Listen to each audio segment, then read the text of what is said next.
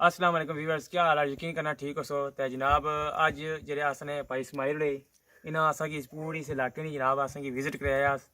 ये मशवा इन्होंने अपनाया ते तो अगर बना ला मकाम पर चो पाकिस्तान बना ला तो इन्होंने ज़रूर रब्ता करो कि जनाब इसकी विजिट करा सन। भाई इस्माइल साहब तुम कितना अर्सा हो गया ये मशवा चलाने?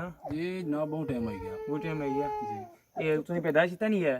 जी इतना नहीं है। तो क्या पोजीशन है दरिया नहीं कदू चरना लेना है, क्या कोई सिस्टम है? ये मर्जी ना मारा का जी जनाब, जिस टाइम इसने दिल होना चाहिए ना जिस टाइम। हाँ ते कोई मच्छी शच्छी बेचनी है काफ़ी हद तक? मच्छी ही जनाब बचनियां रहनी बहुत ज्यादा। ते आखने कोई इत्थै ठेका वेका ही होना कोई हाँ, गवर्नमेंट ने? ठेका होना ते गवर्नमेंट। जे कोई लपड़ी कि उन्होंने जहाज छा लिया हुआ है तो फिर क्या, फिर जुर्माना शुर्माना देना पैना। हाँ ते कोई जहाज छा लाई कि नहीं? पता नहीं जी, असें लाए नहीं थे। तो मच्छी शच्छी जेह्ड़ी कोई नहीं अच्छा लाई कोनी दे। हाँ सही है। ते कोई आवाम की सा मैसेज देने चाहिए अपने इलाके ने मतलब कि अच्छो इत्थै विजिट वास्ते चंगा इलाका है। अवाम ना दिल आ जी अच्छा है, विजिट करा सकी ना करा सक। अच्छा हाँ। जनाब इस्माइल साहब ने कहना है कि तुस अच्छो हमारे इलाके विच ते इंशाल्लाह तुसां की मैं मशवरे फिर सक और बिल्कुल फ्री, कोई पैसा भी नहीं, ठीक है।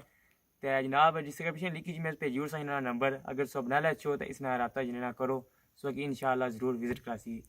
तो अगर तुम हमारे चैनल पर नवे आए हो इस चैनल की सब्सक्राइब करो ताकि जरिए मैं नवी वीडियो बनाओ उस तक बर वक्त पहुँची सकूँ। अल्लाह हाफिज़।